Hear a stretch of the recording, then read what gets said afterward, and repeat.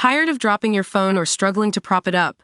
Meet the PopSockets phone grip with expanding kickstand in black, your new must-have accessory. Don't miss out. Grab yours today. Click the link in the video description to shop now on Amazon.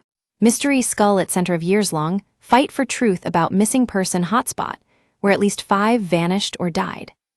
A skull found in a remote Oregon woodland could finally provide closure for a heartbroken family whose loved one disappeared without a trace. Shane Sprenger, 47, vanished in Blue River, Lane County, Oregon in November 2021, and his devoted sisters, Misty and Stacy, told the U.S. Sun they fear foul play. The carpenter's arm was found nearby on June 27, 2023, but his body has never been discovered. A cranium discovered 18 months ago, however, could finally crack the mystery that has remained unsolved for almost 4 years. But Sprenger's disappearance isn't the only one in the mountainous, rural area of Lane County, which has a population of 350,000. Within an 85-mile radius, there are at least 5 open investigations, with shattered families still searching for the answers. At the most recent count, 35 people are missing, one of the largest numbers in the state. Michael Bryson, 26, was last seen in August 2020 after heading to a rave in Dorna, around 84 miles south of Blue River. His father, Parrish, said he knew his beloved son was gone the moment he trekked to the area, which has no cell phone service. When I stepped out of the vehicle and started looking around, I had a peace about Michael that I hadn't had for about 8 years, Parrish said. I knew in my heart that he was gone. Music events are often held there, and many people take advantage of the state's relaxed drug laws. Parrish believes his son was the victim of puddling, a type of hazing where someone is intentionally overdosed with acid. He also fears ketamine use was involved, and that Michael's body was dumped in the woods. Another theory suggests Michael was the victim of a hit-and-run, with his body disposed of by those involved. The tragic cases of McKenna Riley and Chase Robertson add to the mystery. McKenna's body was found in Blue River in August 2023, 4 months after she was reported missing.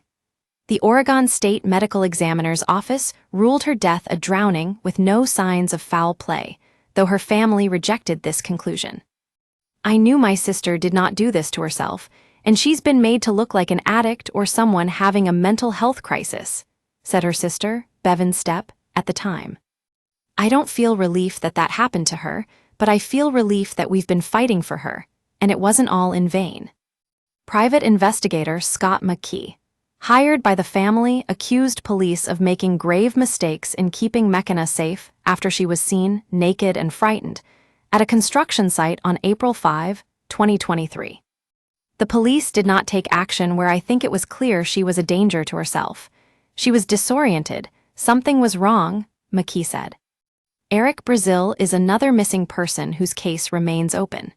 His car was recovered in Vida, 26 miles away, yet his body has never been found. The families of Shane and Michael, meanwhile, told the U.S. Sun they feel let down by the Lane County Police Department. They accused cops of keeping the skull found in the missing person hotspot on their shelf for 18 months without doing anything. The families were forced to raise around $3,000 to expedite DNA testing, hoping for answers about their loved ones. Their push for the truth has been inspired by the tireless, selfless work of Candace Cooley, whose 19-year-old son Dylan Rounds vanished in 2022. He was murdered, and his body was eventually found, dumped 2 miles from their home in Lucin, Utah. His killer, James Brenner, a squatter on their farmland, later admitted to the crime as part of a plea bargain. Until someone is in this situation, it's almost impossible to understand. He was sentenced in July 2024 to up to 30 years in prison on a second-degree murder charge. Dylan's legacy project, created in the wake of his tragic death, helped bring the Sprenger and Bryson families together.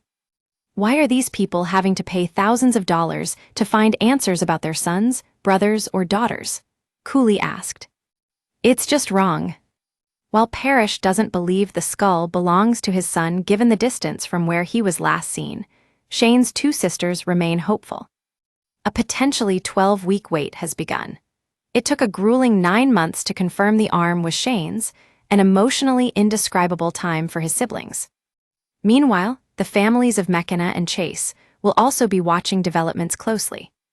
In an extensive interview with the U.S. Sun, Lane County Sergeant Timothy Wallace stressed his severely undermanned department is doing everything it can to solve the cases and bring closure to those affected. Wallace said in the vast and difficult terrain, sometimes only 3 officers are working daily, with the backlog of cases severely testing resources. Our county sheriff's office has been chronically underfunded for decades, he said. He was unable to discuss individual cases, but assured families that hope remains despite the treacherous geography of Lane County, where large areas of drainage can increase travel time and make places harder to reach. Some areas have large expanses of vegetation, with 45-degree slopes causing further problems for search and rescue experts. He recalled past successes, where search teams conducting training in areas where people had previously gone missing managed to solve cases. A cold case unit in Lane County, staffed by a small group of experienced, retired cops, is also on hand to assist. But the unforgiving terrain makes the job much harder. Wallace said some areas are impossible to access without specialized equipment or training. It's not like searching in an open field or even a suburban area, he explained. It's really challenging. Following the discovery of Shane's arm, local police categorically ruled out the disappearances being the work of a serial killer. Shane's family believes he fell in with the wrong crowd and that there was a disconnect between him and his wife. Working as a building contractor, he had been living in an RV after losing his home in a fire. He purchased a second plot of land and was looking forward to starting fresh. He was so excited. He was a gentle soul, said his sister Misty, who also revealed they were scammed by a rogue private investigator who fleeced them for $30,000. She claims there were red flags in her brother's case from the start. He didn't do this himself, Misty added. He didn't end up in the river by himself. The results of the skull examination could be key. But for Parrish and his wife Tina, their nightmare continues. They are no closer to finding Michael's body, but will never give up hope. The family has yet to lay him to rest, though a celebration of life may be planned soon. They are seeking comfort through expert counseling. Parrish and Tina have created the Michael Bryson Foundation to educate people about mental health and drug issues. We also bring awareness to law enforcement, the court system, doctors, and first responders. We need to remove the stigma surrounding addiction and mental health, said Parrish. The common denominator is that they're still human. They deserve to be treated as such. When Dylan went missing, my wife reached out to Candace as a mom, and they started talking right away, he added. One thing we try to do is support other families going through this, because we understand their pain. The second week after Michael went missing, a woman reached out to us. Her son had been missing for 7 years. The first bit of advice she gave my wife was, no matter what tips come in, you can't dwell on them until you have facts. Otherwise, as a parent, you'll drive yourself crazy. He concluded, so we take the wisdom we've gained from other families and have tried to create a support system where they can reach out anytime. Because truly, until someone is in this situation, they may try to empathize, but it's almost impossible to understand.